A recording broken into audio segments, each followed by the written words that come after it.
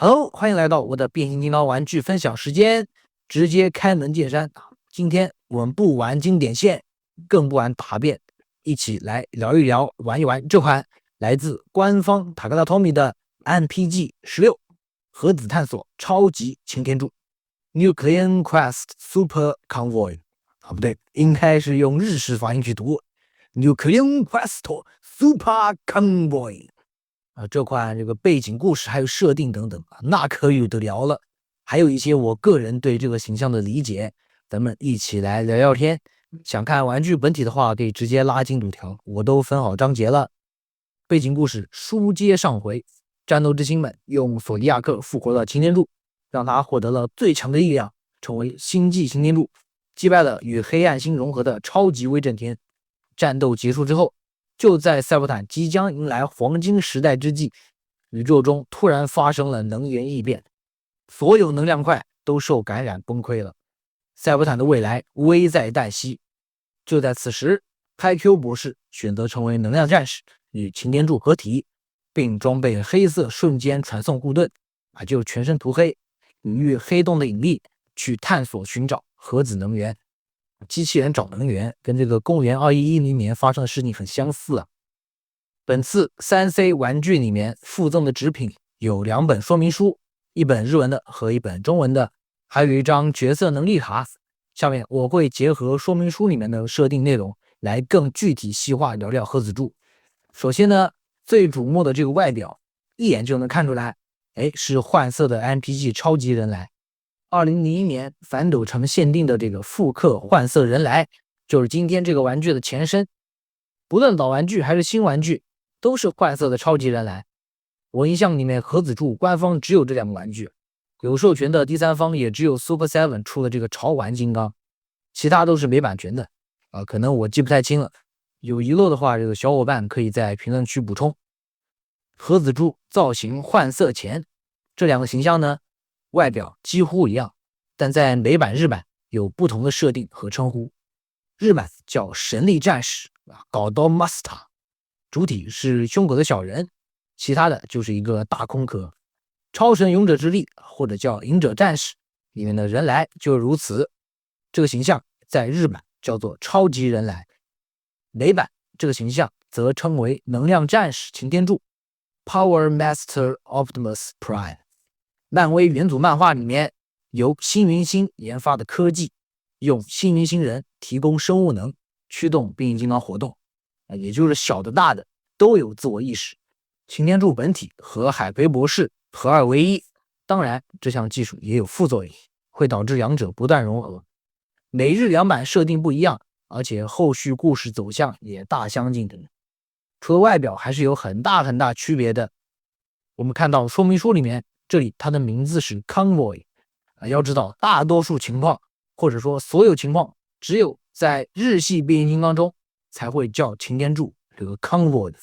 美版都是叫 OP 的 Optimus Prime 的。因为核子柱是星际擎天柱的下一个形态，而星际擎天柱就是 G1 柱，所以这是在 G1 正史里面的，日系叫法叫它 Convoy 是没毛病的。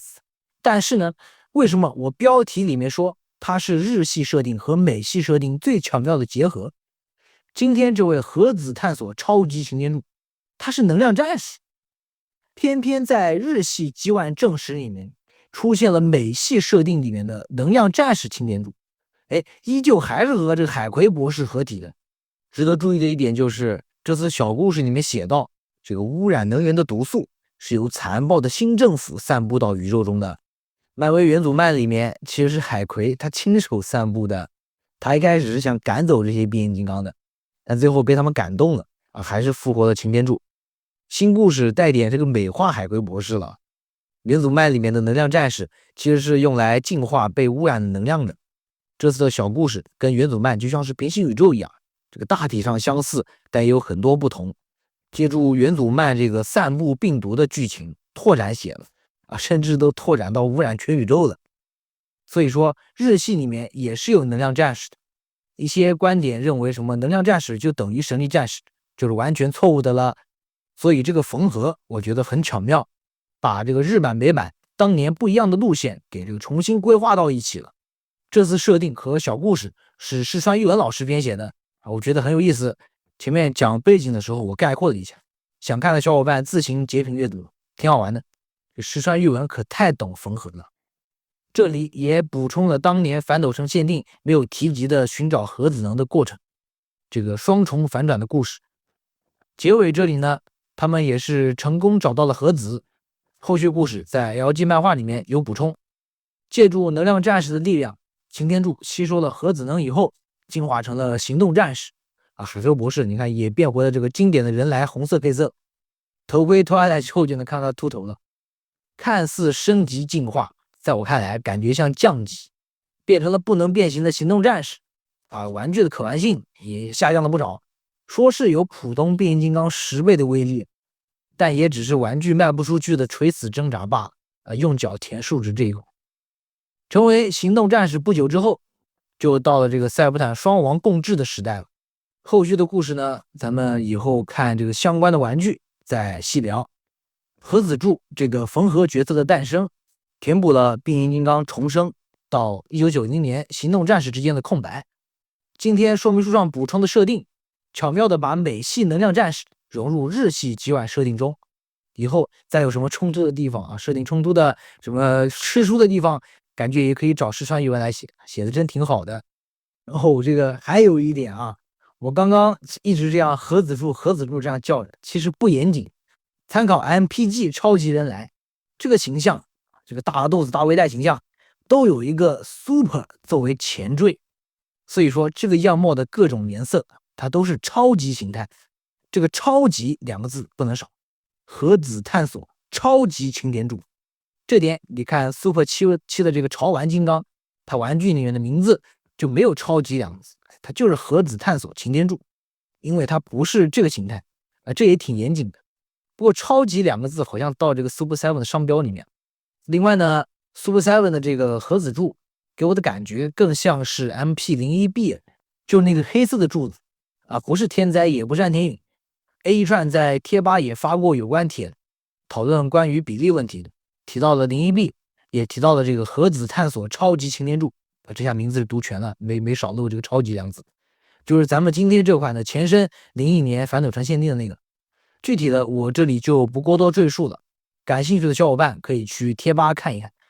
说明书内容也看差不多了，这里是玩具内容物，等下看玩具的时候细说。底下介绍也看过了，故事里提到的这个以战斗基地模式悬浮于宇宙中在这里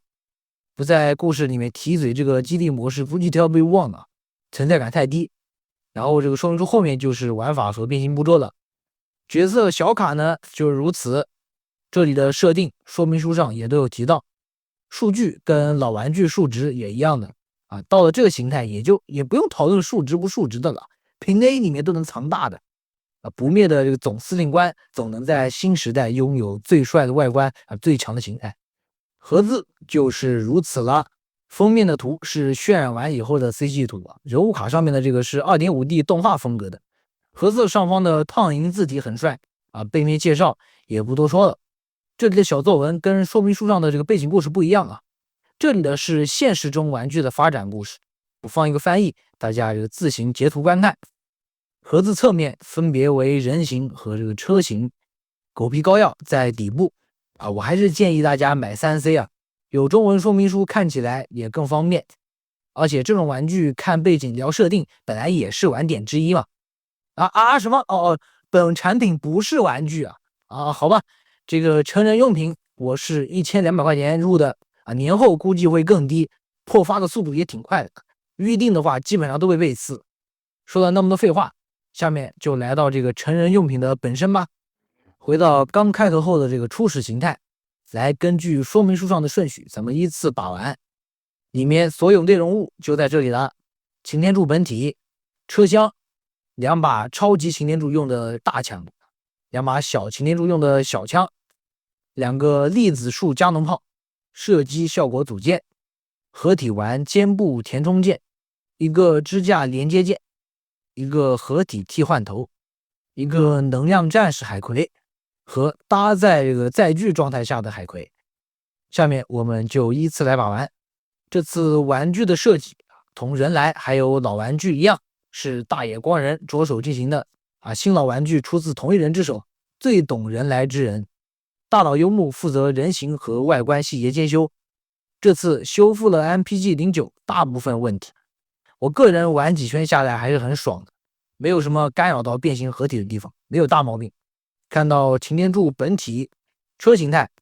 大小，我手边正好有一个这个车形态的102，这俩大小也差不多，大约如此。这次玩具的这个漆面是比较少的，成型色很多，但没有显得那么廉价，因为在这个黑色塑料部分都有掺入这个金粉效果就如此。烟囱和这个车头进气格栅是电镀件，很闪亮。下面的这个保险杠是银色涂装，不弄成电镀可能也是为了更有层次感吧，全弄成电镀的就审美疲劳了。车灯有细节刻画，整体是银色涂装，进气格栅也能按下去弹簧机构很解压，是能量战士结合的机关。当年能量战士一开始是作为变形的钥匙来宣传的你不把能量战士放上去就是不能变形，但想着都花那么多钱买玩具了，丢了一个小配件就不能变形，那也太扯了就是一个附属玩法，其实你不玩能量战士也是可以变形的。整个车头外面这个一大块都是金属件，冬天玩是有点太冰了，特别是刚开箱开锁的时候。车头可以打开，这个状态就很像现实中半挂检修时候这个驾驶室前倾。放入海葵博士，脚底下这个凸起与里面的凹槽相结合，再盖上车头，从外面能隐约看到能量战士就在内侧了。黑车身红车窗，车身外侧呢还没有一处有汽车人的标志，看上去很邪恶，很像暗黑擎天柱，很像这个安天宇。以后不要一见到红色车窗黑色车身的卡车就跑了说不定不是邪恶的安天宇或者复仇女神，还有可能是不灭的总司令官突然换上这套冷门的皮肤了当然概率很小，就是看到一辆卡车向你冲过来的时候还是得跑的孩子们。轮子是铆钉轮，后轮宽于前轮，好评滚动性很好，区别于常规的擎天柱。人来这个载具是只有4个轮子的，而且车尾也就是双腿，没有任何的折叠导致这个轴距看上去很大，整个车很长，车侧也没有油箱，这里只有一个很素的方框刻线，都用能量战士的这个生物能来驱动了也不需要加油了。底盘如此，车形态没有什么好多说的，来看看这个能量战士海葵，里面附属了一大一小，比例有点崩坏经典的这个日系往天上一跳一飞，然后天上转个圈720度旋转一下，然后就变了个比例。这个经典的原地大小便咱们也不纠结那么多了，两个站在车旁大约是这么一个感觉。车形态搭载用的这个涂装更精致，合体用的这个涂装几乎没有你懂什么？这叫进入黑洞以后的状态（括弧限定 ver 可动如此）。抬手摆臂，小臂是不可以活动的，注意曲轴这里不要硬掰天气冷点会容易掰断的。腿部可动如此，大腿根是球关。有意思的是，膝盖这里有2个圆形的银色涂装，这里是致敬老玩具老玩具腿是没有前踢的，只能利用变形关节侧踢。这里银色这个涂装就是在模拟老玩具的这个铆钉，很奇特。背面也能看到这个模拟铆钉的涂装，这地方还是挺有意思的，致敬，全都是致敬。来看这个车厢嘛，大枪小枪还有这个加农炮全部安装上以后就如此火力还是很足的。看看这个加农炮，偷胶传统不能丢，里面的机械细节依然是有的。大枪小枪都有这么一个翻枪柄的结构，这里是5毫米插孔，枪是塑料原色，两面盒，两侧是用铆钉固定的，比螺丝观感要好上不少。车厢两侧有支撑，可以翻开提供这个单独放置。侧面条纹的这个金属色涂装还是很醒目的，汽车人标志也是有的。车厢整体不是那种光滑的表面，有点类似集装箱那种条纹状。这样的好处就是不用加更多的细节刻线去修饰了啊，光是条纹状就很简约很精致了。老玩具这里是漏手的啊，这次 MPG 收纳完这个造型我还是挺喜欢的，像个这个小按钮。屁股是有车厢门的细节刻画的，奈何这个变形结构把整个门都给划分开了。像这种贯穿的锁扣一般都是双开门侧向开的，现实中也能找到出处，但是玩具给它整成这样开门的了啊，挺搞笑的，槽点很大啊，这么大个车厢就这么点空间，只够能让战士站进去啊。你也可以换个角度，里面正好有一条一条的这个凸起，配合内侧塑料的反射，这看上去还真有点很深的意思。不过这个像你这种级别的载具，天天在宇宙里面黑洞里面乱飞了，就撞一下别的星球几乎都可以爆星了，就没必要在这种细节上运用写实的外观了吧。车厢门这个刻线换成机械感的这个机械刻画也不是不可以啊，但是毕竟是日系变形金刚，不能跟这个现实脱钩。车厢底部啊，车厢底部就秒暴露了，一眼看出变形结构。车厢的轮子也是铆钉轮，都 MP 了，你再给我卡扣轮就有点说不过去了吧？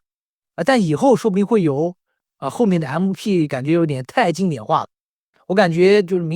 今年的这几个 MPN 都很像没有预算限制的经典线。等入手了给大家做视频啊。车轮上面有线束刻画和类似避震的样子，后面有尾灯刻画，但是没有涂装，与车头结合如此，不错，挺帅挺霸气的。长度也是来到了38厘米，滚动性是没问题，这个真帅啊！这无论从哪个角度看。OK， 随着这个说明书的玩法，下面就先来看车头变形成为擎天柱吧。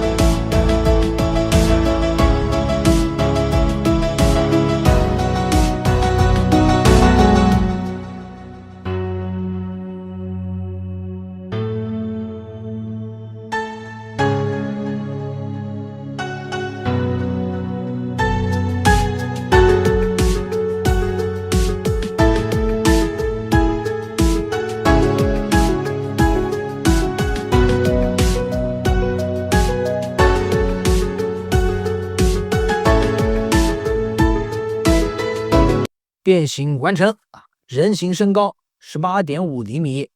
果然这个模具是有一种年轻的感觉啊，有种朝气蓬勃的意思。特别是这个配这个浓眉大眼，跟人来很搭。拿出86柱简单对比一下，这个劳模明显感觉到86柱更加的沉稳，可能是因为宽体金刚的缘故吧。看到胸口，车窗依旧是蓝色的，应该是用蓝色更和谐。不像坏人，绝对不是因为当年老玩具复刻的时候，细节贴纸包括车窗贴纸啊，限定的盒子柱都是原封不动直接用的人来的贴纸，所以车窗就是蓝色的啊，绝对不是因为偷懒省钱不想设计新的贴纸。胸口内部呢还有这个细节刻画，还有模块在里面，可惜胸口打不开，咱也不清楚擎天柱到这个阶段到底用的是啥模块了，一律把它当成 The Matrix。腹部这里并不是全包结构，只有正面看比较和谐啊，因为这两块的这个片片结构都是翻出来的，侧面看完整性并不强。身体上致敬老玩具的贴纸细节，这次也都是用涂装来实现的。膝盖这里的涂装手臂的涂装，胯部这里的涂装如此。汽车人标志因为印在了这个磨砂质感的塑料上，所以有那种颗粒感。撸管手四指并拢可动，大拇指不可动，可以握持住枪，但并不是很牢固。手臂这里刻画也有擎天柱独特的小三角，腿部整体都是比较素的，刻线也比较少。大腿用的是银色涂装，整体造型正面背面双车头也是这个模具的特色之一。背包并不算大。下面讲讲这个形态下我觉得存在的一点问题吧。能量战士不小心碰到以后就很容易弹出去，这很正常。这里的结构是两个钩子，只要有一侧松了，弹簧就直接弹上来。再一个，手臂这里双折叠的这个蝴蝶关节没有固定，这个轴还是比较松的。裙甲也不能扣到底，如果扣到底了，两侧轮胎就固定角度了，大腿就动不了了。如果你把轮胎移开再扣上裙甲呢，轮胎放在两侧角度又太高，裙甲必须保证抬起来一点点，不扣到轮胎的卡扣才行。还有一处就是这款这个大腿跟侧踢的齿轮几乎没有虚位。有人说没有虚位不是好吗？为什么说这点不好呢？大腿不能这样微微张开自然站立只能这样笔直的古着的站着。不是说这样不好，如果你翻开小臂的这个盖板，这个味道一下就上来了。换个角度看一下，有人懂这种感觉吗？不是说这样站着不行，就有点太笔直了。再往外搬一个关节的话，他腿就这样张开这么大了。这个两个状态跨度太大，齿距太大导致的。如果这个齿轮能再细一点就好了，齿距小一点，摆的这个自由度也更高一点。但依旧还是可以摆那种比较近一点的造型，就一只腿笔直站着，另外一只往外搬一个关节，再顶胯弯腰，上半身斜过来，这样就得到了万样站。这样站也不是不可以。来看看具体可动吧。头天线是固定角度，不可动。低头比较困难，抬头幅度很大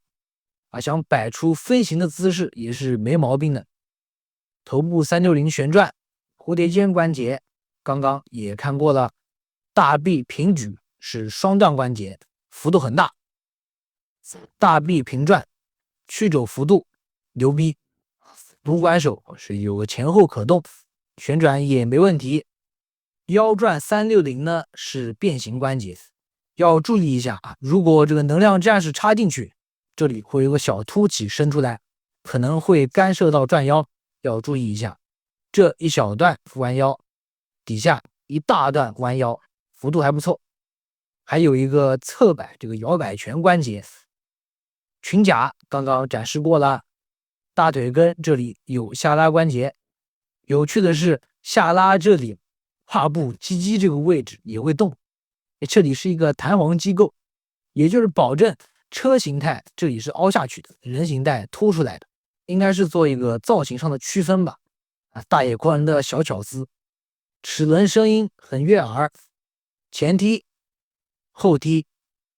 侧踢如此还是那句，侧踢齿距太大了。大腿平转很紧很紧，这里解锁可以得到双段屈膝，也是一个合体要用到的关节。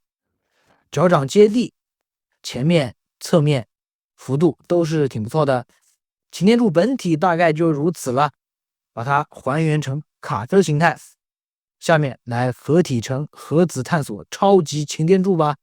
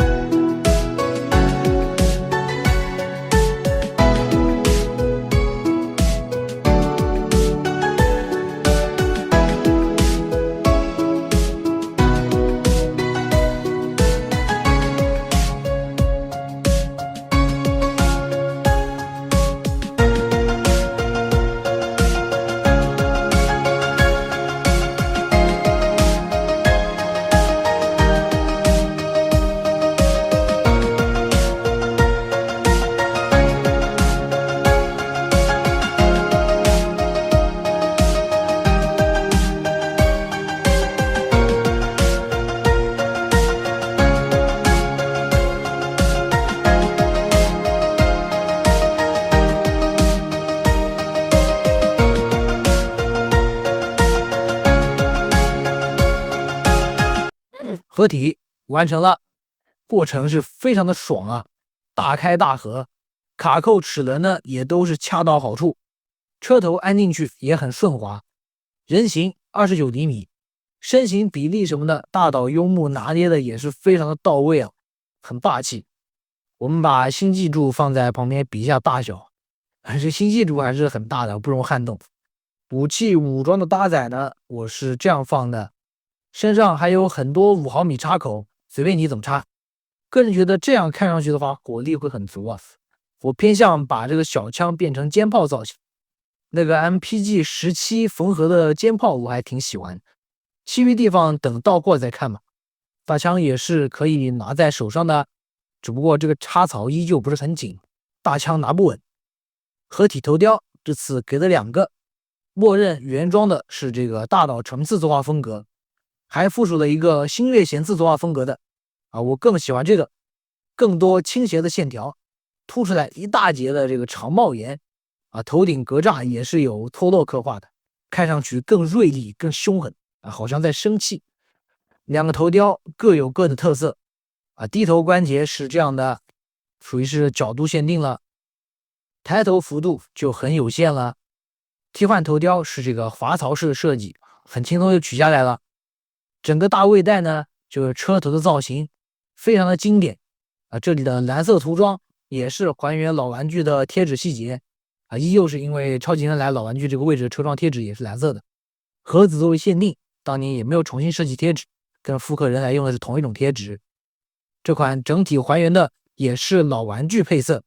，MPG-09 这些部位并没有玩具色涂装，而是采用附属贴纸这个操作来让玩家自己选择造型。这款呢是没有贴纸的，都是默认把玩具色细节上漆了，也是变相告诉你，它当年是作为老玩具复刻版的限定换色出售的。它最标准的外观就是玩具色，不存在动画色这么一说。手臂的造型很素，除了汽车人标志就没有涂装了。取下加农炮，可以安上肩膀的这个填充件，让造型更加完整。平台有一个双段可动，上面这块还有个角度可以避让一下。大臂平转，曲肘90度多一些。手掌这个大拇指固定方向可动，食指是有个双段可动，其余3指是连一起的摆个 OK 姿势也是 OK 的。这里还加了一段蝴蝶关节，胯部造型中间的黄色涂装也是呼应了这个小擎天柱人形胯部的配色，就是我感觉直接在黑色塑料上面涂这个黄色效果并不是很好并不是很均匀。如果先上一层底漆再涂黄色，应该会好看不少。这里有一个弯腰关节，还可以360转腰。看到腿部造型，大腿是银色涂装，合体形态下呢，大腿跟齿轮齿距也是偏大的，两腿直立的时候是比较呆，但岔开一个关节以后，观感比小的好不少，因为它体积大，而且这个造型叉开腿显得它更有气势了。前裙甲、侧裙甲都是可以避让的，前踢、侧踢都没有问题，后踢有干涉，大腿根能平转关节依旧是很紧。小腿部分还是挺素的，玩具色涂装刚刚也提到了，老玩具峰会上面这个造型轮子是内嵌式的但实物没有做到。今天这个重置版也是没有的，观感上感觉更单薄了一些这个轮子这里处理的设计我并不是很喜欢。脚的设计这次是淡化了脚掌，外面这一块护甲是完全包裹小腿和脚掌的。这里的设计见仁见智吧，肯定有人不喜欢，应该也是为了这个模具和神弹合体脚掌更和谐。老玩具概念图的这个脚掌轮廓就很明显，反正比今天这款明显。小腿这样切分设计的可动也不错是这款的这个模具的一大亮点，屈膝幅度如此很大。同时呢，小腿底下这一块也还可以动，它可以弯曲，配合3段式的这个脚掌接地脚掌接地声音很清脆，这样一来它就能做出很自然的下蹲姿势了流氓蹲也是没问题的。设计功底这一块还得是老资历。背部因为这个车厢折叠在这边，所以背包还是偏大的，没有啥特别的这个刻线细节啊，就不多看了。整个侧身也是很厚很厚，很敦实。玩具还附属了这个2个特效键，区别于原来的黄色，这次改成红色了。底部是3毫米插口，里面气泡还是挺大的。外面这个漆面上的也不均匀啊，明显这一块红色漆面有堆积。大枪、小枪和肩膀上的加农炮都是可以插的。还有一个屁股这边这个透明地台连接键啊，这款是用不到的。另外这款是没有人来守护那个特效键的，因为设定里面还不会。OK， 下面就把它变成基地模式吧。其实没必要像说明书上这么复杂，还要回到变车厢的这一步，咱们这个人形态就可以开始变了。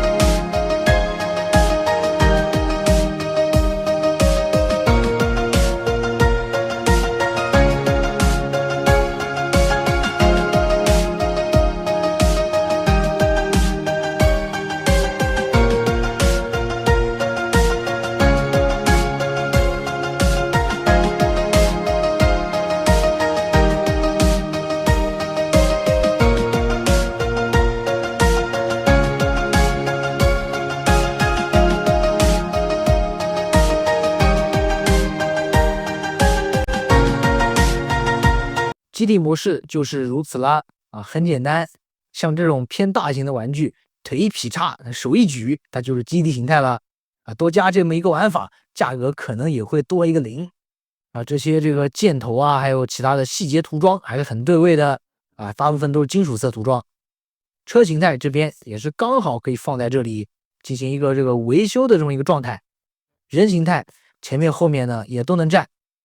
身体上面这个5毫米插孔也都能随便插啊，武器想怎么摆就怎么摆。这里螺丝孔甚至都是5毫米的，也能插。能量战士给它摆成这个姿势，还可以骑在这个加农炮上。展示这个基地模式呢，依旧少不了我们的这个星辰版小皮卡啊，摆在上面也是可以的，挺和谐。64小车这个放在上面呢，比例也不是非常违和啊。基地形态我个人并不是很感冒，但也是附属的一个玩法，也要看一下。大约就如此了，更多玩法的话，等着大家自己来发现。好了，以上就是今天的全部内容了。我对这款玩具的评价还是很高的，不为别的，就因为它是擎天柱。我对人来其实并不感兴趣，但你告诉我它是擎天柱，那我立马就买单了。设定什么的，还有小故事，也都挺有意思的。虽然是缝合的过渡形态，但外观还是很罕见的黑色擎天柱，还不是邪恶的，不是复制的，就是擎天柱本尊。当年作为限定，现在纳入 MPG 正式编号中，价格也很不错，年后估计1000左右就能入到全新的了。修复了人来不少的问题，黑色换色让人眼前一亮，新鲜感十足。喜欢这个模具的话是不容错过的，相信这款拿到手中是不会辜负你的期待的。就我个人把玩几圈下来是很满足的。那今天的分享就到这里了。本频道无广无收迷，没有任何形式的玩具商单和软广，视频制作无益，也请各位老爷来个3连，你们的支持是我更新下去最大的动力。我们下期不见不散。Goodbye。